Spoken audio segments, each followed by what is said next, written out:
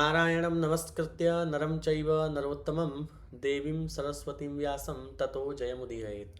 नमस्कार दोस्तों, एक बार पुनः स्वागत है आपका हमारे इस यूट्यूब चैनल वेद साधना पे। जैसा कि हम लोगों ने पिछले वीडियो में मंगलाचरण को पढ़ा था, तो हम लोग कुछ पुनरावलोकन कर लेते हैं। ठीक है, तो मैंने बताया था नीति शतक का क्या अर्थ होता है, नीति शतक किसे कहते हैं। तो 100 या अधिक विभिन्न छंदों में नीति विषयक पद्यों का जहाँ वर्णन किया गया हो उसे नीति शतक कहते हैं। ठीक है, और नीति शतक के रचयिता कौन है, तो मैंने बताया योगीराज राजा भर्तृहरि। ठीक है, उसके बाद देखिए कुछ चीज़ें और जान लेते हैं हम लोग। संस्कृत काव्य क्षेत्र कितनी विधाओं में विभक्त है। देखिए, संस्कृत काव्य क्षेत्र जो होता है वो मुख्यतः दो विधाओं में विभक्त है, एक दृश्य काव्य और एक श्रव्य काव्य। और देखिए, अब श्रव्य काव्य के कितने भेदों में जो है विभाजन है, उसके कहते हैं कि श्रव्य काव्य 3 भेदों में विभक्त है, पद्य काव्य, गद्य काव्य और चंपू काव्य। ठीक है, उनमें भी जो पद्य काव्य है वो कितने प्रकार के होते हैं, पद्य काव्य 3 प्रकार के होते हैं, महाकाव्य, खंड काव्य और गीति काव्य। देखिए, सबसे पहले क्या हुआ, काव्य क्षेत्र की, संस्कृत काव्य क्षेत्र की कितनी विधाएं हैं, तो उसको कहते हैं 2 विधाएं हैं। कौन कौन सी, दृश्य काव्य और श्रव्य काव्य। ठीक है, और श्रव्य काव्य जो है, अभी दृश्य की चर्चा छोड़ दीजिए, जो श्रव्य काव्य है वो 3 भेदों में विभक्त है, पद्य काव्य, गद्य काव्य और चंपू काव्य। और पद्य काव्य जो है वो कितने प्रकार में विभक्त है, वो भी 3 प्रकार में विभक्त है, महाकाव्य, खंड काव्य और गीति काव्य। और महाकाव्य किसे कहते हैं, उसकी विशेषता क्या है, तो कहते हैं अनेक सर्गों में एवं विभिन्न छंदों में जहाँ वर्णन किया गया हो उसे महाकाव्य कहते हैं। और महाकाव्यों में विशेषतः विश्व प्रसिद्ध ऐतिहासिक महापुरुषों के चारु चरित्र चित्रण के साथ साथ क्या होता है, संध्या, सूर्य, चंद्रमा, रात्रि, प्रदोष, अंधकार आदि अनेक प्रसंग प्राप्त विषयों का भी विस्तृत वर्णन रहता है। ठीक है, यही विशेषता है किसकी, महाकाव्य की।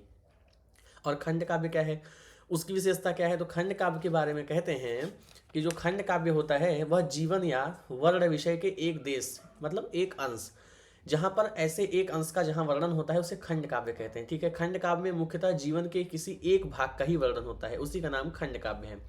इसमें प्रायः एक ही छंद का प्रयोग होता है, एक ही कथानक का एक देशीय विवेचन रहता है, चाहे वह धार्मिक हो, नैतिक हो, सामाजिक हो या श्रृंगारिक हो, यही विशेषता है। ठीक है, तो गीत काव्य किसे कहते हैं, उसके अंदर कौन कौन आते हैं, तो पद्यों में गेय की प्रधानता रहने के कारण उसे गीति काव्य कहते हैं। किसमें, पद्य, जैसे आप अभी पढ़ रहे हैं ना, ये दिक्कालाद्यनवच्छिन्न, तो क्या है, इसमें गेय की प्रधानता है। ठीक है, तो इसलिए इसे गीति काव्य कहते हैं। मुक्तक काव्य की सबसे बड़ी विशेषता क्या है, मुक्तक काव्य की सबसे बड़ी विशेषता यह है कि उसमें एक ही पद्य में किसी रस की पूर्ण अभिव्यक्ति रहती है या किसी अतिशय उपयोगी विषय का चित्रण रहता है। इसका प्रत्येक पद्य क्या होता है, स्वतंत्र होता है। ठीक है, तो भर्तृहरि के कितने शतक हैं, मैंने आपको बताया, भर्तृहरि के 3 शतक हैं, नीति शतक, श्रृंगार शतक और वैराग्य शतक। वे गीति काव्य के अंतर्गत, ये जो तीनों इनके शतकत्रय हैं, ये गीति काव्य के अंतर्गत मुक्तक काव्य माने जाते हैं। ठीक है, हम लोग का मूल तात्पर्य यहीं से था, क्या था कि जो नीति शतक अर्थात श्रृंगार शतक है, वैराग्य शतक है, नीति शतक है, जो मूलतः हम लोग अध्ययन कर रहे हैं, जो हम लोग, वो गीति काव्य के अंतर्गत मुक्तक काव्य माने जाते हैं। ठीक है, और एक और चीज जान लीजिए कि भर्तृहरि का जो समय है वो क्या है, तो कहते हैं भाई विद्वानों ने जो है निश्चित किया है 7वीं शताब्दी का पूर्वार्ध, 7वीं शताब्दी का पूर्वार्ध। ठीक है, और योगीराज भर्तृहरि की कुछ और रचनाएं हैं, उन्हें भी हम लोग देख लेते हैं। भर्तृहरि की रचनाएं हैं नीति शतक, श्रृंगार शतक, वैराग्य शतक, वाक्पदी और महाभाष्य अर्थात व्याकरण की टीका है। ठीक है, और एक चीज और जान लीजिए कि शतकत्रय में किसकी गणना की जाती है, जैसे मैंने बताया श्रृंगार शतक, वैराग्य शतक और नीति शतक। अब देखिए, तीनों शतकों में भर्तृहरि की सर्वोत्तम कृति कौन सी है। ठीक है, तो कहते हैं तीनों शतकों में भर्तृहरि का जो है वैराग्य शतक जो है वो सर्वोत्तम कृति है। ठीक है, तो इतना हम लोग का यह मूल था। अब आइए हम लोग अगले श्लोक पर चलते हैं। जैसा कि हम लोगों ने पिछले वीडियो में मंगलाचरण को पढ़ लिया था, अब हम लोग नीचे श्लोक आप दिख रहा होगा आपको, याम चिंतयामि सततम मयि सा विरक्ता साप्यन्नमिच्छति जनं स जनोऽन्यसक्तः अस्मत्कृते च परितुष्यति काचिदन्याधिक्तां च तं च मदनं च इमां च मां च। तो देखिए इस श्लोक में कहते हैं याम सततम याम सततम मयि याम सततम मयि सा विरक्ता। ठीक है, याम चिंतयामि सततम मयि सा विरक्ता। तो कहते हैं कि देखिए याम चिंतयामि सततम मयि सा विरक्ता। देखिए क्या कहता है ना कि यहाँ पर ग्रंथकार जो है वैराग्य प्राप्त जो योगीराज भर्तृहरि हैं वो सांसारिक कृत्य के प्रति खेद प्रकट हुए करते हुए कहते हैं, क्या कहते हैं, अहो याम अर्थात मैं, याम अर्थात मैं भर्तृहरि, चिंतयामि सततम मयि सा विरक्ता, जिस प्रेयसी जो रानी है हमारी उनकी स्त्री का दिन रात चिंतन करता हूँ। सा विरक्ता मयि याम चिंतयामि साप्यन्नमिच्छति जनम सजनो निशक्तः। मैं जिस रानी का दिन रात चिंतन करता हूँ वह प्राण प्रिया मुझसे विरक्त है। मयि सा विरक्ता साप्यन्नमिच्छति जनम स अन्य जनो आसक्तः। और वह जो प्राण प्रिया है वह मुझसे विरक्त है और वह भिन्न पुरुष को चाहती है। इतना ही नहीं, अस्मत् कृतेच परितुष्यति काचिदन्या। फिर कहते हैं इतना ही नहीं, वह पुरुष भी उससे विरक्त होकर के अन्य स्त्री में अनुरक्त है। ठीक है, और वह क्या है, अन्य जनों पे सक्तः, अन्य जनों असक्तः। वह भी जो है क्या है, वह भी अन्य पुरुष में अनुरक्त है, विरक्त है, और वह पुरुष भी उससे विरक्त हो किसी अन्य स्त्री में अनुरक्त है। ठीक है, वह जो पुरुष है वह भी उससे विरक्त है। अस्मत् कृतेज परितुष्यति काचिदन्या, अर्थात याम चिंतयामि सततम मयि सा विरक्ता सा अपि अन्यम इच्छति स जनः अन्यसक्तः। वह भी किसी और को चाहती है और जो वो जिस पुरुष को वो चाहती है वो पुरुष भी स जनः अन्य आसक्तः, वह भी किसी और को चाहता है। अस्मत् कृतेज परितुष्यति काचिद अन्या। ठीक है, अपिच मेरे लिए कोई दूसरी स्त्री ही प्रसन्न रहती है। यह सब कामदेव की ही तो विडंबना है। अनंग जो कामदेव है वह सबको विचलित कर देता है। अतः कहता है, यहाँ पे कहते हैं, क्या कहते हैं कि अस्मत् कृतेज परितुष्यति काचिदन्या धिक्ताम च तम च मदनम च इमाम च माम च। वह कहता है अतः उस मेरी प्रेयसी स्त्री को, उसके अभिलाषी पुरुष को और कामदेव को, जिसकी यह सारी विडंबना है, और इस स्त्री को। और इतना ही नहीं, मुझको भी बारंबार धिक्कार है। यह संसार का यही माया जाल है। अर्थात देखिए इसमें कहने का तात्पर्य मूल तरह से ये था कि याम चिंतयामी, भर्तृहरि जी कहते हैं कि मैं जिसमें सततम चिंतयामी, मैं जिसकी चिंता करता हूँ, मैं जिसमें अनुरक्त हूँ, मयि सा विरक्ता, मैं विरक्त हूँ जिसमें आसक्त हूँ, सोपि अन्यम इच्छति जनम, वह भी किसी अन्य को चाहती है, और वह जिसको चाहती है स जनो अन्य आसक्तः, वह पुरुष भी अन्य में आसक्त है। अस्मत् कृतेज परितुष्यति काचिद अन्या। और फिर वही कहते हैं कि मुझे धिक्ताम च तम च मदनम च इमाम च माम च, मुझे उस मेरी पत्नी को और मेरे पत्नी जिस पुरुष को चाहती है वो पुरुष, और यह जो स्त्री है जो मुझे चाहती है वह भी सबको धिक्ताम च तम च मदनम, मदनम अर्थात कामदेवम, कामदेव को भी और उस स्त्री को भी, और कौन है, वह पुरुष है, उसको धिक्कार है। ऐसी एक कथा आती है कि राजा भर्तृहरि को किसी एक ब्राह्मण ने एक फल ला कर दिया, तो राजा ने उसको न खा करके उसे अपनी पत्नी को दे दिया, और उसकी पत्नी ने भी उस फल को स्वयं न खा करके अपने गुप्त प्रेमी को दे दिया, और उस गुप्त प्रेमी ने भी उस फल को न खा करके अपने एक प्राण प्रिया एक वैश्या को समर्पित कर दिया, और उस वैश्या ने भी उस फल को न खा करके उस फल को राजा को समर्पित कर दिया कि यह राजा इस फल को खाएगा और इस राज्य के जो सारी व्यवस्थाएं हैं उनको अच्छी रूप से संचालित करेगा। जब राजा पुनः उस फल को प्राप्त करता है और इसके पीछे की सारी बातों को जब वह जानता है, तब वह दुखित होकर के राजा भर्तृहरि कहते हैं कि याम चिंतयामि सततम मयि सा विरक्ता साप्यन्नमिच्छति जनम स जनोऽन्यसक्तः अस्मत्कृते च परितुष्यति काचिदन्या धिक्ताम च तम च मदनम च इमाम च माम च। ऐसी वह व्याख्या करते हैं। उसके बाद वह क्या करते हैं, वह भी जो है वैराग्य को प्राप्त हो जाते हैं। यही जो है मूल कारण था उनके वैराग्य का। ठीक है, अब हम लोग आगे की ओर चलते हैं। जैसा कि अगला श्लोक आप लोग को दिख रहा होगा, आगे श्लोक में कहते हैं, यहाँ पे देखिए तीसरा श्लोक जो है, एक है बोद्धारो मत्सरग्रस्ताः। पुस्तक में देखिए तीसरे नंबर का श्लोक है, बोद्धारो मत्सरग्रस्ताः प्रभवः स्मयदूषिताः अबोधोपहताश्चान्ये जीर्णमंगे सुभाषितम।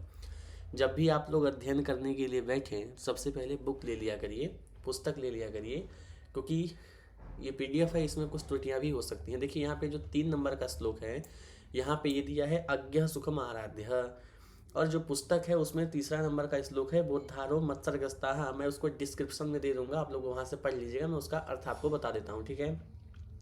तीसरे नंबर का श्लोक है बोद्धारो मत्सरग्रस्ताः प्रभवः स्मयदूषिताः अबोधोपहताश्चान्ये जीर्णमंगे सुभाषितम। बोद्धारः मत्सरग्रस्ताः, ठीक है, बोद्धारो मत्सरग्रस्ताः।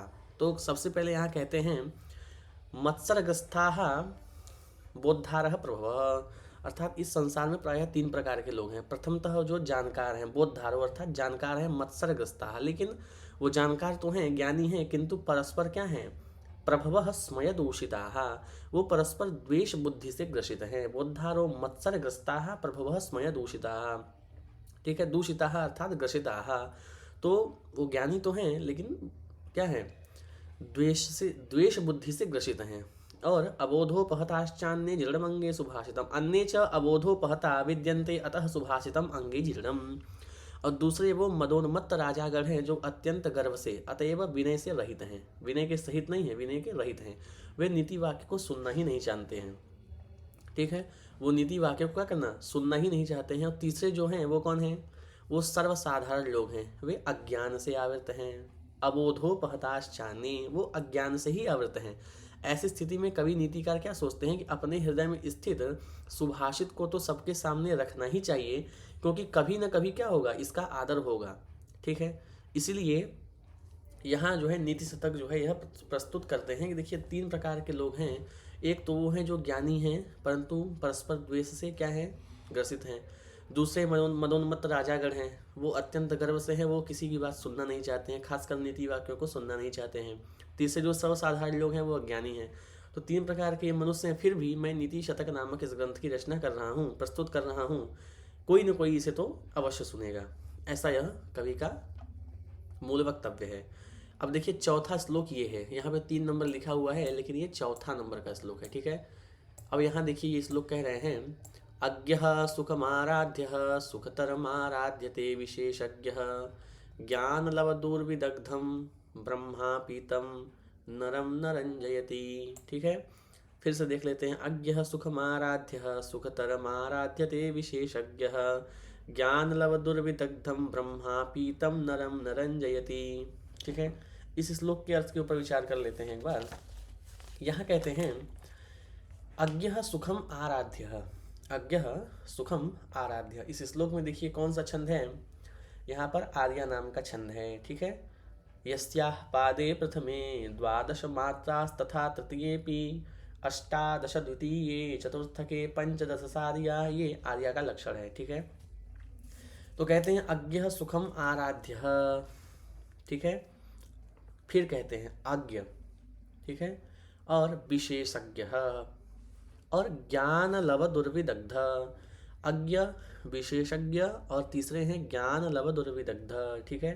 तो कहते हैं क्या कि यहाँ 3 प्रकार के मनुष्य हैं, फिर 3 प्रकार के मनुष्यों की चर्चा कर रहे हैं। कौन कौन से, अज्ञ सुखम आराध्य, अज्ञ विशेषज्ञ और ज्ञान लव दुर्विदग्ध। ज्ञान लव दुर्विदग्ध मतलब होता है जिन्हें लेश मात्र ज्ञान नहीं है, उनमें अज्ञ वे होते हैं जो अति साधारण जानकार हैं। अज्ञ मतलब क्या हुआ, अज्ञ अर्थात जो सर्वसाधारण है। कौन है, जो सर्वसाधारण है, जो अज्ञ हैं वो सर्वसाधारण हैं। और विशेषज्ञ जो हैं वो क्या हैं, जो विशेषज्ञ हैं, अर्थात पहले जो अज्ञ हैं उन्हें सरलता से बिना अधिक प्रयास के किसी बात को समझाया जा सकता है, क्योंकि वो अरल है, क्या है, अज्ञ हैं। दूसरे विशेषज्ञ हैं, वो अधिक जानकार हैं, उन्हें तो सुखपूर्वक एक बार कहने में ही समझ जाएंगे, भाई विशेषज्ञ हैं वो। और एक जो ज्ञान लव दुर्विदग्ध हैं, जिन्हें लेश मात्र भी ज्ञान नहीं है, जो ज्ञान शून्य हैं, वज्र मूर्ख हैं, उन्हें समझाने में ब्रह्मा भी जो है असमर्थ हैं। वही कह रहे हैं ब्रह्मा पीतम नरम नरंजयति अज्ञः सुखम आराध्य। जो अज्ञ हैं, जो कम जानकार हैं, उनको सुख से हम समझा सकते हैं। सुखतर माराध्यते विशेषज्ञ, जो उसमें जो विशेषज्ञ हैं उनको तो और आराम से समझाया जा सकता है। लेकिन जो ज्ञान लब दुर्विदग्ध हैं, ज्ञान शून्य हैं, उनको ब्रह्मा भी तम नरम न रंजयति, उनको ब्रह्मा भी नहीं समझा सकते हैं। जब सृष्टिकर्ता ब्रह्मा ही असमर्थ हैं, दूसरों की बात ही क्या करना है। तो इस प्रकार यह श्लोक में कहते हैं। देखिए पिछला जो श्लोक था बुद्धारो मत्सर्गस्ताः, इसमें जो है यहाँ पर अनुष्टुप छंद था, ठीक है। उसके पहले जो सूत्र है याम चिंतयामि सत्यम मयि सा विरक्ता, यहाँ पर वसंत तिलका नामक छंद है, जिसका लक्षण इस प्रकार है उक्ता वसंत तिलका तभजा जगौगः। दूसरा है बोद्धारो मत्सर्ग, ये तीसरा श्लोक है बोद्धारो मत्सर्गस्ताः। यहाँ पर इसमें कौन सा छंद है, अनुष्टुप छंद है। श्लोके षष्ठम गुरुम गेयम सर्वत्र लघु पंचमम द्विचतुष्पादयो ह्रस्वम सप्तमम दीर्घम अन्ययोः, यह अनुष्टुप का लक्षण है। और चौथा मैंने बता ही दिया अज्ञ सुखतरम आराधते विशेषज्ञ इत्यादि जो सूत्र है, अरे श्लोक है, ठीक है, सूत्र मुझे याद आ रहा है, श्लोक है। तो यहाँ पर जो है, यहाँ पर कौन सा छंद है, यहाँ पर भी जो है क्या है, आर्या छंद है, ठीक है। अब अगला श्लोक आता है पांचवा, यहाँ पर प्रसह्य मणिमुद्धरेन मकरे वक्त्र दृष्टांतरात्, ठीक है। यहाँ पे कुछ अशुद्धियाँ हैं मुझे लग रहा है, तो आप लोग एक बार पुस्तक से देखिए। प्रसह्य मणिमुद्धरेन मकर वक्त्र दृष्टांतरात् समुद्रमपि संतेरत् प्रचलदुर्मिमालाकुलं भुजंगमपि कोपीतं शिरसि पुष्पवद्धारयेन् न तो प्रतिनिविष्ट मूर्ख जनचित्तमाराधयेत्, ठीक है। तो इस श्लोक को हम लोग अगले वीडियो में करेंगे, ठीक है। आज के लिए इतना ही। अगर कुछ त्रुटियां अगर हो जाती हैं तो उसे आप लोग अवश्य कमेंट करके बताया करें, ताकि उसमें सुधार हो सके, ठीक है। और ध्यानपूर्वक इसको देखें। अगर मेरी गलती कुछ नज़र आती है आप लोगों को तो उसको भी कमेंट करके बताएं, ताकि उसके सुधार जा सके, ठीक है। और अगले वीडियो हम लोग प्रसह्य मणिमुद्धरेन इस श्लोक को पढ़ेंगे, ठीक है। पुस्तक को आप लोग ध्यान में लिए रहिए, क्यों, क्योंकि पुस्तक रहेगा हाथ में तो आप लोग शुद्धि अशुद्धि का ज्ञान कर पाएंगे। क्योंकि ये PDF है, यहाँ पर टाइपिंग में कुछ समस्याएं हो जाती हैं कभी कभी, ठीक है। जैसे यहीं पे देख लीजिए, पुस्तक में लिखा हुआ है प्रसह्य मणिमुद्धरेन मकर वक्त्र दृष्टांतरा, ठीक है, दृष्टांतरात्, ठीक है। यहाँ पे वैसे ठीक ही है लगभग। और अगर कहीं थोड़ी बहुत त्रुटि हो जाती है, मात्राओं की त्रुटि हो रही है, कोई भी त्रुटि हो रही है, तो आप लोग उसको देखेंगे तो कमेंट करके बता देंगे। हो सकता है मैं ही ना देख पाऊँ, गलती सबसे हो सकती है ना, तो उसको आप लोग देखिए और उसको बताइए। अगर मुझसे भी कोई समस्या होती है, दिक्कत होता है, तो उसको भी ज़रूर बताइए कि मैं क्या इसमें गलती कर रहा हूँ, ठीक है। आज के लिए इतना ही, पुनः मिलेंगे हम लोग, तब तक के लिए धन्यवाद।